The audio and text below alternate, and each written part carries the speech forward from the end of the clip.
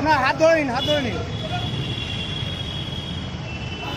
হাত করে ধরে নিন, হাতে হাত ধরে নিন। হ্যাঁ, ধরে আছে, ধরে আছে।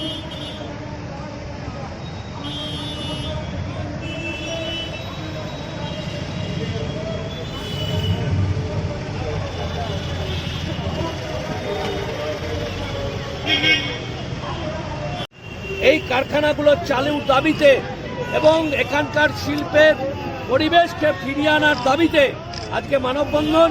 এবং আমরা জানি এই সরকার কিছু করতে পারবে না, তাই আমরা নভেম্বরে শহীদ মিনারে বিশাল সমাবেশ করব এবং এই সমাবেশের মাধ্যমে আমরা বুঝিয়ে দেব যে ভারতীয় জনতা পার্টি পারে সত্যিকারের বিকাশ, ভারতীয় জনতা পার্টি পারে কৃষক এবং শিল্প দুটোকে পাশাপাশি তার উন্নয়ন করতে।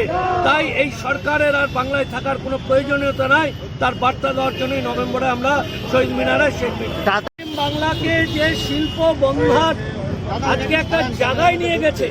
কারণ এই মুখ্যমন্ত্রী মাননীয় টাটাকে তুলে দিয়ে একটা বার্তা শিল্প মহলে দিয়েছিলেন এবং এর আগের টেনিয়রে 2014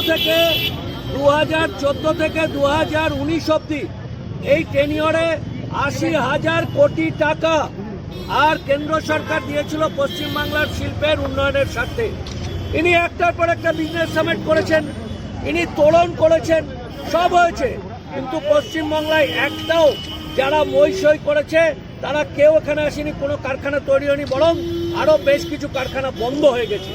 ফলে আজকে এখানকার বেকার যুবকদেরকে তাদের রুটি রোজগার পরিবারের আজকে চালানোর জন্য তারা বাইরে, বাংলার বাইরে বিভিন্ন রাজ্যে যাচ্ছেন কাজ করার, তারা পরিযায়ী শ্রমিক হচ্ছেন এবং তারা যখন ফিরছেন করোনা আবহে তখন তাদেরকে করোনা বলে আখ্যায়িত করছেন মুখ্যমন্ত্রী।